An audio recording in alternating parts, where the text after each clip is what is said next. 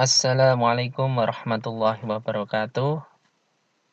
Bagaimana kabarnya semua mahasiswa akuntansi yang saat ini sedang belajar dimanapun Anda berada?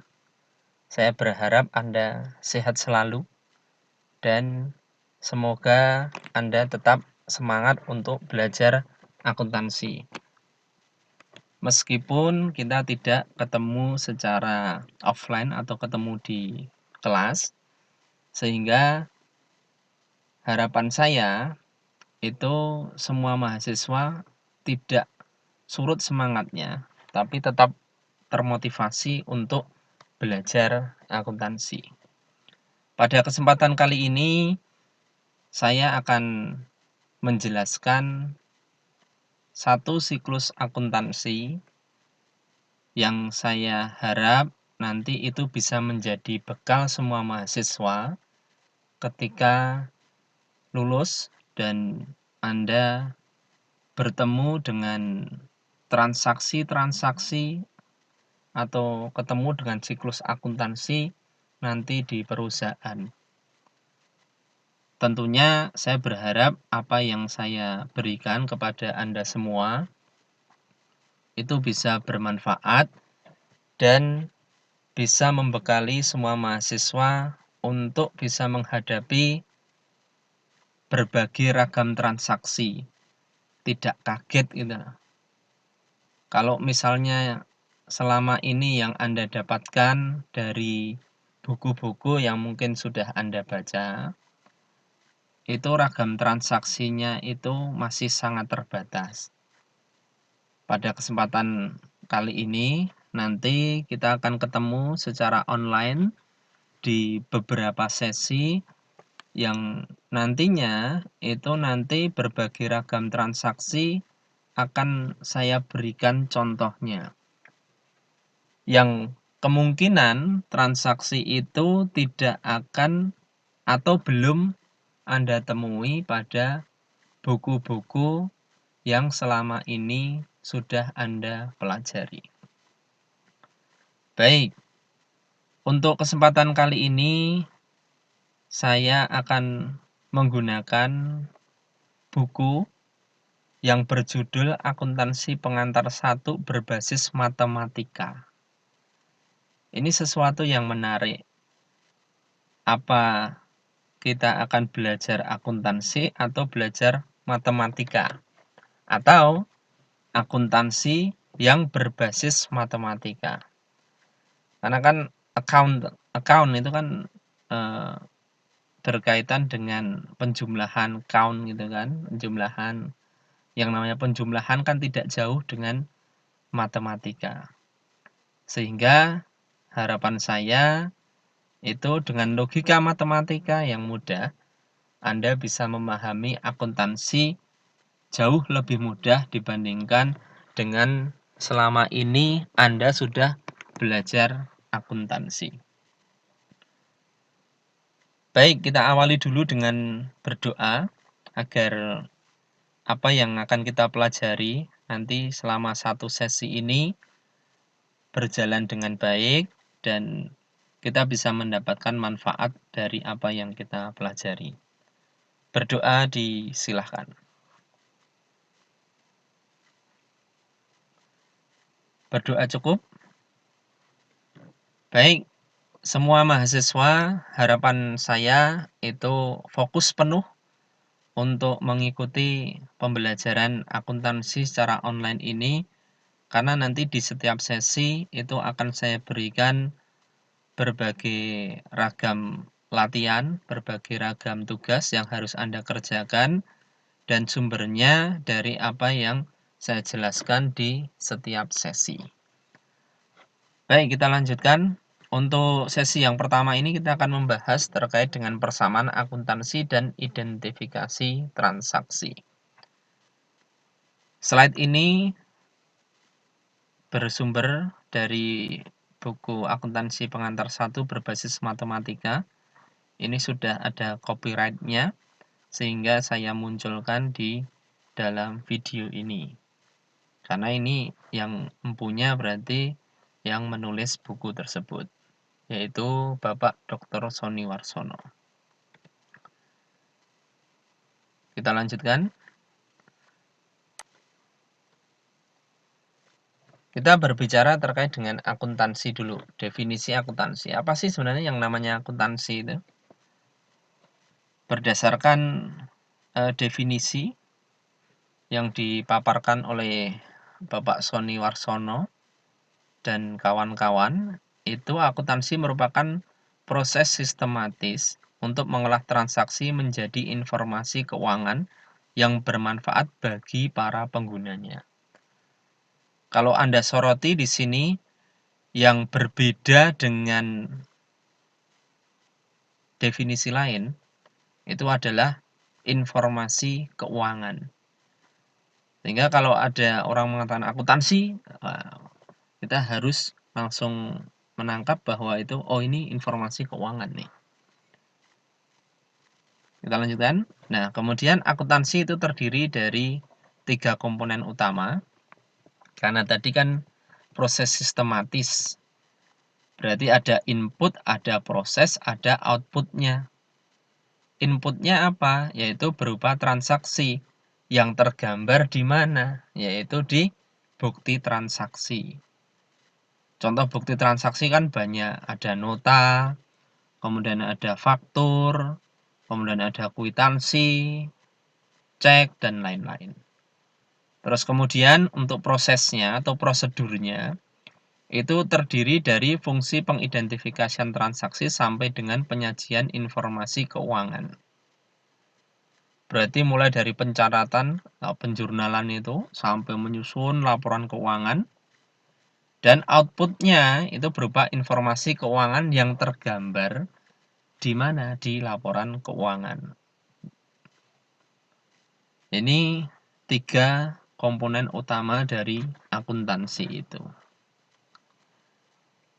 Harapan saya Anda bisa memahami jauh lebih dalam, seperti hipnotis ya. Itu dibandingkan dengan yang selama ini Anda pelajari. Kan kalau tidak terbiasa untuk mencari sumber yang lain, biasanya pengetahuan kita itu cukup dangkal. Tapi kalau Anda mau belajar lebih dibandingkan dengan apa yang selama ini Anda lakukan, semoga itu bisa menambah pemahaman Anda terkait dengan akuntansi. Kita lanjutkan. Nah, akuntansi sebagai suatu sistem itu bisa tergambarkan pada gambar berikut ini. Tadi kan ada input. Input itu kan ada transaksi 1, 2, sampai transaksi ke N. Tergantung kan banyak sekali yang namanya transaksi di suatu perusahaan itu. Tidak mungkin hanya sehari itu satu. Bisa lebih dari satu. Terus kemudian proses utamanya itu mulai dari penjurnalan, terus kemudian pemindah bukuan, kemudian nanti menyusun daftar saldo, sehingga apa? Outputnya menghasilkan informasi keuangan. Nah, di sini jantung utama dari akuntansi itu di prosesnya ini, yaitu penjurnalan dan pemindah bukuan. Jadi wajib bagi semua mahasiswa akuntansi itu mampu untuk menjurnal dan memindah bukukan. Menjurnal dan memindah bukukan. Ini jantungnya akuntansi. Nanti akan kita bahas agar 2 jantung ini bisa Anda miliki semua. Kita lanjutkan. Kemudian kita berbicara terkait dengan 3 pilar utama akuntansi. Ini kita berbicara matematika. Yang mungkin di buku lain tidak Anda temukan. Kenapa sih akuntansi itu kita kaitkan dengan matematika? Akuntansi itu mendasarkan diri pada persamaan dasar matematika yang dituangkan dalam bentuk persamaan aset sama dengan utang plus modal, atau aset sama dengan liabilitas plus ekuitas. Kalau yang dari matematika, yang dari IPA mungkin tidak asing dengan persamaan Y sama dengan X kuadrat plus 2XY plus berapa. Nah, kayak gitu kan. Biasanya kita mengenal persamaan matematika. Nah, tanda tambah, tanda sama dengan, itu kan tanda-tanda yang sudah sangat familiar dengan matematika. Kalau Anda cukup waktu untuk belajar sejarah, itu akuntansi tercatat pertama kali itu di buku matematika. Kalau saya tidak salah ingat, judulnya adalah Summa de Arithmatica. Summa de Arithmetic. Itu dari Luca Pacioli, yaitu bapak akuntansi tapi profesor matematika yang ada di dalam sampul buku itu. Kemudian pilar yang kedua itu prinsip-prinsip akuntansi berterima umum atau PABU. Bukan tabu loh ya, tapi PABU. Akuntansi menggunakan prinsip, asumsi, dan konsep yang dapat diterima secara umum oleh para pengguna informasi akuntansi. Di Indonesia, prinsip, asumsi, konsep ini lazim disebut dengan PABU. Ini dari Profesor Suarjono tahun 2002. Kemudian yang ketiga itu adalah rancang bangun. Akuntansi terdiri dari berbagai fungsi dan metode yang dirancang bangun agar dapat menghasilkan informasi keuangan yang berkualitas tinggi sesuai kebutuhan penggunanya. Yang perlu disoroti di sini adalah sesuai kebutuhan penggunanya. Jadi kita harus menyesuaikan kebutuhan penggunanya itu seperti apa. Sehingga di sini format, kemudian bentuk itu bisa kita sesuaikan. Yang namanya akuntansi itu tidak saklek bentuknya harus seperti itu, tidak. Nah, di sini pilar yang pertama yaitu pilar matematika. Kita membahas persamaan dulu. Aset sama dengan utang plus ekuitas. Di sini yang namanya aset itu merupakan penggunaan dana. Use of fund. Sementara utang plus ekuitas itu merupakan sumber pemerolehan dana atau source of fund. Use of fund dan source of fund itu harus selalu seimbang. Jadi dana itu kita dapatkan dari mana saja dan digunakan untuk apa saja. Itu harus selalu seimbang. Dana bisa kita dapatkan dari ekuitas ataupun utang. Contoh misalnya ada setoran pemilik, berarti itu ekuitas. Kita dapat dana toh. Terus kemudian kita utang ke bank misalnya atau ke pihak lain. Kita juga dapat dana. Misalnya ada setoran pemilik 10.000, kita ngutang 5.000, kita punya 15.000. Terus kemudian kita gunakan untuk apa saja? Biasanya di awal perusahaan berdiri, itu kita gunakan untuk membeli aset. Sehingga salah satu penggunaan dana itu ya wujudnya aset. Beli aset, ngisi kas di bank, ngisi kas kecil di perusahaan, ngisi kas di tangan, gitu kan.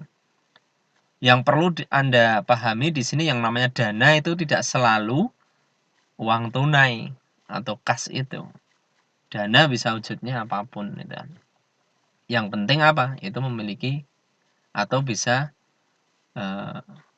dikonversi menjadi sesuatu yang memiliki nilai moneter. Nah, yang di atas ini itu persamaan dasarnya yang sangat dasar. Yaitu biasanya ini ketika perusahaan baru berdiri dan sudah memiliki atau memperoleh utang ketika perusahaan akan menjalankan usahanya. Tapi kalau misalnya perusahaan itu tidak punya utang, ya sudah, aset sama dengan ekuitas, selesai. Pertanyaannya sekarang kalau misalnya perusahaan itu sudah jalan, otomatis kan nanti akan muncul transaksi-transaksi seperti pendapatan, kemudian bayar biaya, kemudian pemilik ngambil duit, bukan nyolong di sini, tapi menggunakan aset perusahaan untuk kepentingan pribadi, itu namanya pengambilan ekuitas atau pengembalian ekuitas. Sehingga apa? Nanti akan muncul persamaan seperti ini, seperti yang di bawah. Kita identifikasi satu persatu. Dasarnya adalah ini nih, penggunaan dana itu sama dengan sumber pemerolehan dana. Ini udah jelas nih, dan ini pakem dan harus Anda pegang teguh gitu. Yang namanya persamaan itu ya, penggunaan dana itu harus sama dengan sumber pemerolehan dana. Dana itu kita dapatkan dari mana dan digunakan untuk apa saja. Nah, sekarang kan ada transaksi pendapatan. Namanya pendapatan itu apakah itu sumber dana atau penggunaan dana? Kita lihat, kalau ada pelanggan membayar ke kita atau kita menjual kepada pelanggan dan dia membayar, berarti kita mendapatkan dana atau mengeluarkan atau menggunakan dana. Pasti kan mendapatkan, berarti itu merupakan sumber pemerolehan dana. Maka kita letakkan di sisi kanan. Nah, di sini nih. Berarti kita tidak hanya punya ekuitas dan utang saja, tapi sumber dana yang lain itu kita dapatkan dari pendapatan. Ini tandanya plus semua ya. Masa ada utang negatif, ekuitas negatif, pendapatannya negatif. Yang ada itu utang berkurang, ekuitas berkurang, pendapatannya berkurang. Tapi nanti itu akan kita bahas. Bukan terus utangnya negatif, ekuitasnya negatif, pendapatannya negatif, bukan ya. Terus kemudian kita lanjut ke sisi yang sebelah kiri. Biaya. Bayar gaji, bayar listrik, dana kita itu kita dapatkan, kita peroleh, atau kita gunakan. Pasti kita gunakan. Otomatis kita letakkan di bagian jenis-jenis penggunaan dana ini, yaitu biaya. Terus kemudian di sini ada pemilik ngambil uang perusahaan untuk kepentingan pribadi. Dia ngambil perlengkapan untuk kepentingan pribadi. Dia ngambil jasa perusahaan untuk kepentingan pribadi. Bukan ngambil, menggunakan jasa perusahaan untuk kepentingan pribadi. Dan tidak membayar. Nah, itu namanya dana kita keluar atau dana kita digunakan. Sehingga diletakkan di sebelah sisi kiri ini. Kita letakkan di sisi kiri.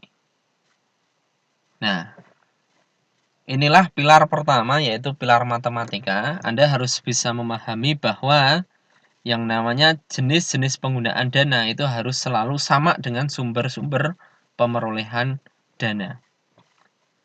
Ini misalnya di sini 1, 1, 1 berarti 3, ini juga 1, 1, 1. Misalnya 2, 2, 2, 6, bisa ini 2, 2, 2 juga, bisa 2, 1, 3. Nah, itu boleh, tidak ada masalah.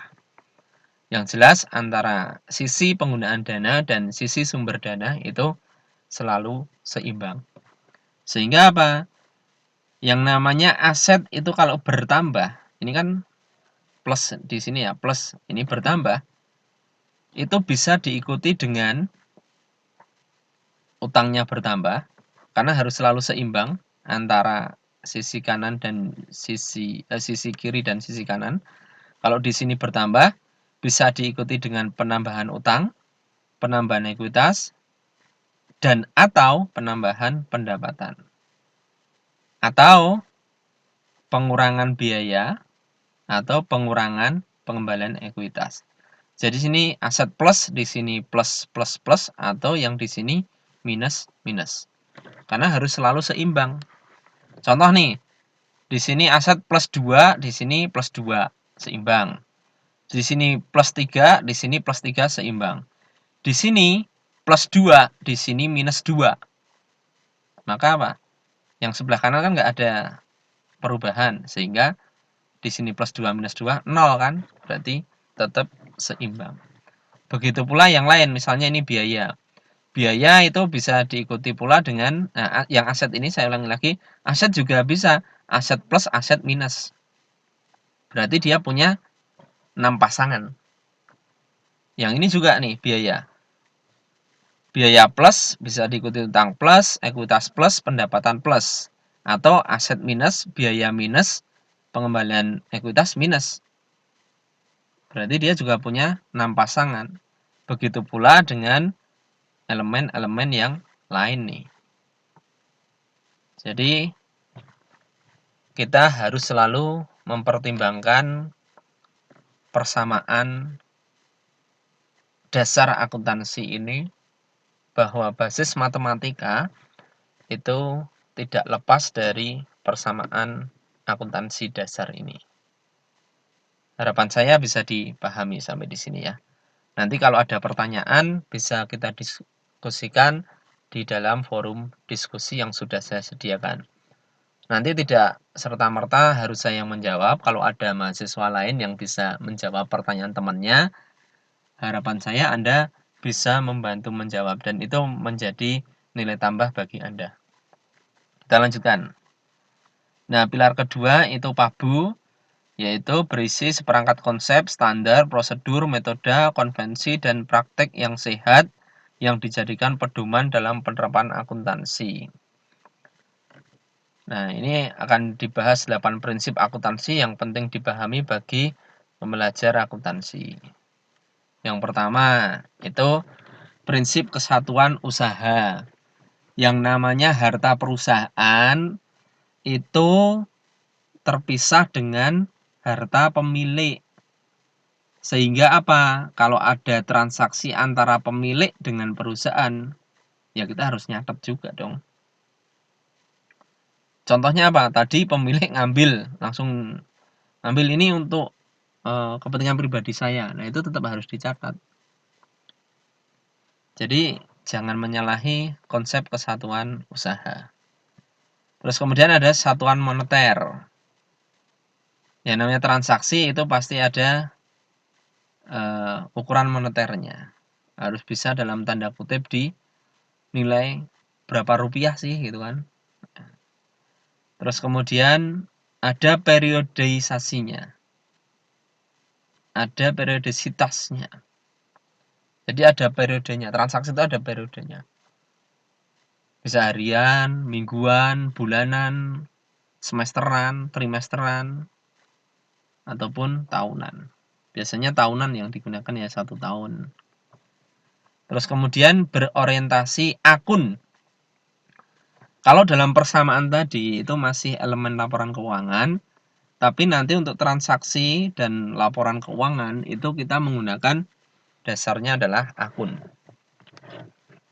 Sebagai contoh, tadi di aset, elemen aset itu kan akunnya banyak, ada kas, kemudian ada surat berharga, ada piutang, kemudian ada persediaan, ada perlengkapan, ada biaya dibayar di muka, investasi jangka panjang, kemudian ada aset tetap yang di situ ada tanah, kemudian ada kendaraan, gedung, mesin, dan lain-lain, gitu ya. Nanti basisnya adalah akun. Jadi pencatatannya basisnya adalah akun. Kemudian pengakuan berbasis akrual. Jadi diakui pada saat terjadinya transaksi. Contoh kalau misalnya pendapatan terjadi terus kemudian belum dibayar, ya tetap harus diakui. Jangan nunggu dibayar kas baru kita akui. Gitu ya. Terus kemudian penandingan biaya dengan pendapatan, matching cost with revenue.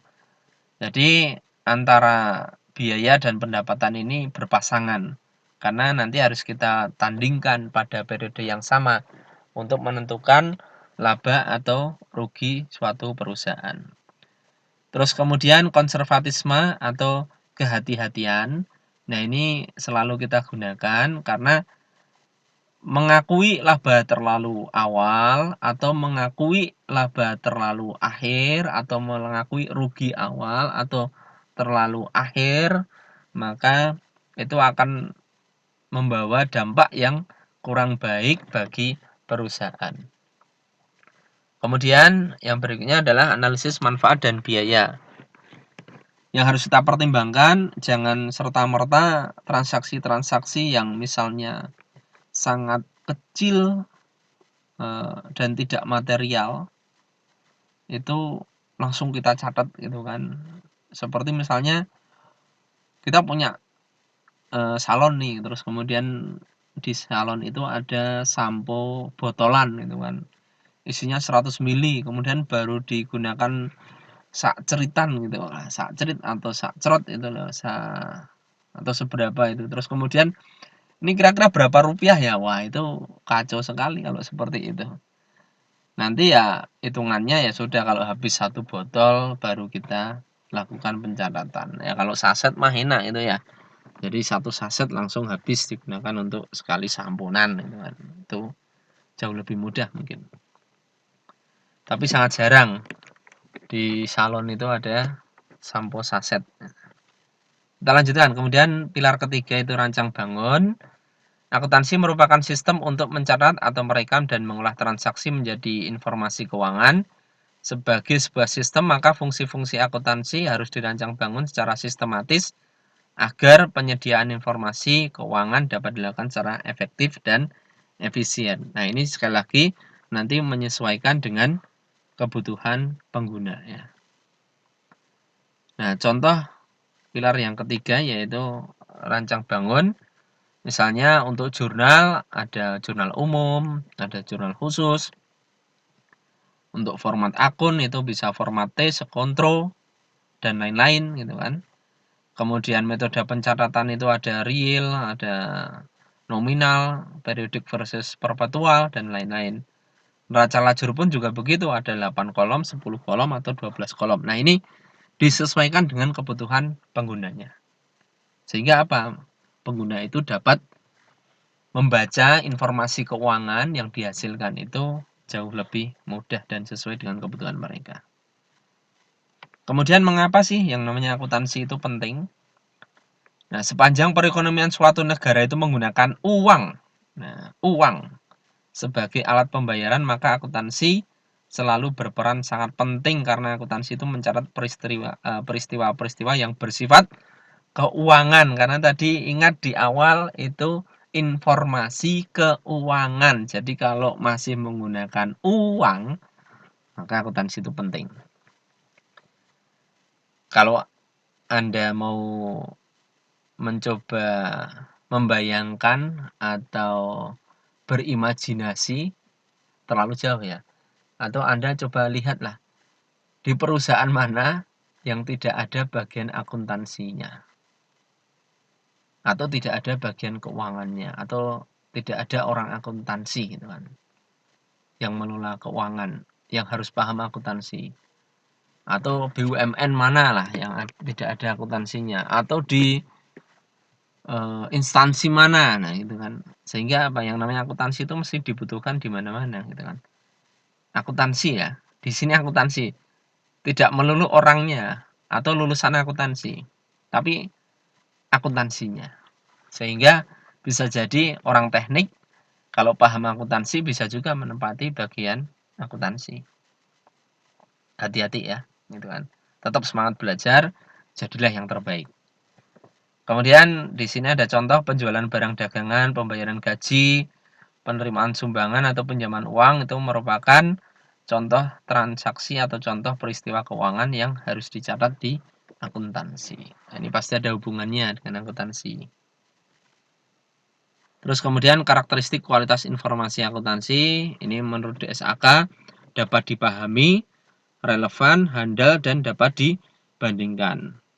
Dapat dipahami Anda sudah jelas ya, kemudian relevan itu ya sesuai dengan periodenya, relevan untuk pengambilan keputusan, kemudian handal, itu benar-benar bisa diandalkan informasi keuangan yang dihasilkan oleh perusahaan itu, kemudian dapat dibandingkan antara periode yang satu dengan periode yang lainnya.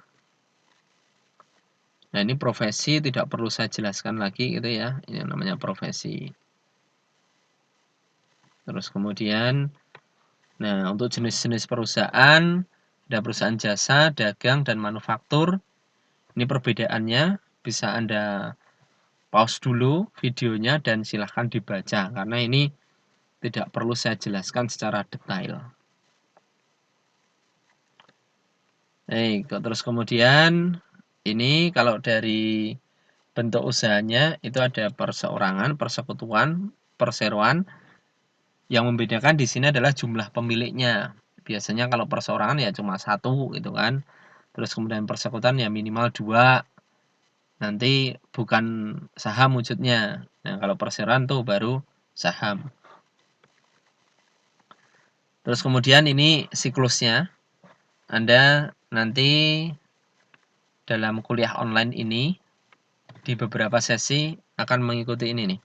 Mulai dari nomor 1 yaitu pengidentifikasian transaksi sampai nanti di sini nih. Pencatatan pembalik. Nah, ini nih di sini nih. Ini akan kita ikuti selama kurang lebih 6 atau 7 sesi. Mudah-mudahan Anda mendapatkan manfaat dari kuliah online ini. Nah, kita lanjutkan contoh transaksi dan identifikasi elemen persamaan akuntansi. Ingat, Anda tadi sudah saya jelaskan bahwa kita dasarnya adalah akun, bukan elemen. Sehingga apa? Nanti kalau setelah pembelajaran persamaan akuntansi ini, nanti ke depannya untuk pencatatan, yaitu penjurnalan maupun nanti pemindah bukuan, nanti basisnya adalah akun. Tapi silakan dipahami terlebih dahulu di sini. Kita lihat. Ibu Amanah pada tanggal 1 Januari gitu ya menyerahkan uang tunai sebesar 10 juta sebagai setoran modal saham ke PT Ibadah Kita. Nah, ini yang jarang muncul di buku-buku lain gitu kan. Kita ini untuk memahaminya, kita kan harus membuat ini dulu nih, gitu kan. Aset, kalau kita mau buat ya ini plus aset, plus biaya, plus pengembalian ekuitas. Plus utang, plus ekuitas, plus pendapatan. Pertanyaan pertama di sini harus kita jawab dulu nih. Entitas apa sih yang terlibat itu kan? Pihak mana saja sih yang terlibat itu kan? Terus kemudian elemen persamaan akuntansi apa saja yang berubah dan bagaimana perubahannya? Apakah bertambah atau berkurang? Bukan positif atau negatif ya, tapi bertambah atau berkurang. Nah, jawabannya, karena kita lihat nih, Ibu Amanah. Ibu Amanah itu kan pemilik. Terus di sini ada PT Ibadah Kita, berarti itu perusahaan, berarti entitas yang terlibat yaitu perusahaan dan pemilik. 2 gitu kan. Perusahaan. Nah, sekarang elemen yang berubah itu apa? Karena di sini uang tunai, kas gitu kan. Maka yang terlibat di sini adalah aset. Dan karena di sini berhubungan dengan pemilik dan berhubungan dengan modal, maka yang terpengaruh adalah elemen ekuitas. Sama-sama bertambah, elemen aset berupa uang tunai bertambah dan elemen ekuitas bertambah juga berupa modal saham. Ini bertambah 10 juta, ini juga 10 juta. Sangat mudah. Kalau Anda terbiasa ketika dapat transaksi seperti ini, terus kemudian 2 pertanyaan ini muncul di dalam benak Anda, entitas apa sih yang terlibat gitu kan? Terus kemudian elemen persamaan akuntansi apa ya yang terpengaruh gitu kan? Atau apa saja yang berubah ya? Terus kemudian bagaimana sifat perubahannya? Ingat tadi di awal sudah saya jelaskan, setiap elemen itu bisa berpasangan dengan 6 yang lainnya. Jadi di sini bisa juga nanti aset dan aset, tapi pasti yang satu bertambah, yang satu berkurang untuk menjaga apa? Keseimbangan di sini nih. Baik, mudah-mudahan dipahami ya. Kita lanjutkan. Yang kedua, contohnya misalnya di sini PT Ibadah kita membeli tunai bahan habis pakai, suplai atau perlengkapan gitu kan 1 juta. Pertanyaannya sama nih. Apa ya yang terlibat? Entitas apa yang terlibat? PT Ibadah kita berarti perusahaan membeli kan mesti kepada orang lain, kepada toko lain, kepada perusahaan lain. Otomatis misalnya di sini adalah pemasok atau rekanan. 2 kan berarti. Terus kemudian membeli tunai berarti asetnya berubah. Nah, bahan habis pakainya, perlengkapannya juga berubah. Sama-sama di aset, tapi yang satu bertambah, yang satu berkurang. Nah, yang di sebelah kanan tidak ada perubahan. Sangat mudah. Nah, coba Anda ambil contoh transaksi-transaksi yang lain, sehingga Anda bisa memahami lebih dalam terkait dengan transaksi yang terjadi di perusahaan. Demikian yang bisa saya sampaikan untuk sesi yang pertama ini. Untuk memperdalam pengetahuan dan pemahaman Anda, nanti silahkan kerjakan tugas yang ada, yang muncul gitu ya di dalam laman Bismart ini, sehingga nanti harapan saya itu ketika Anda nanti lulus dari kampus gitu, Anda sudah sangat siap, mau disajikan dengan berbagai ragam transaksi pun Anda tidak akan kelabakan dan dengan sangat ringan Anda bisa mengerjakan gitu ya. Baik, sampai jumpa di sesi yang selanjutnya. Selamat belajar dan tetap sehat selalu. Assalamualaikum warahmatullahi wabarakatuh.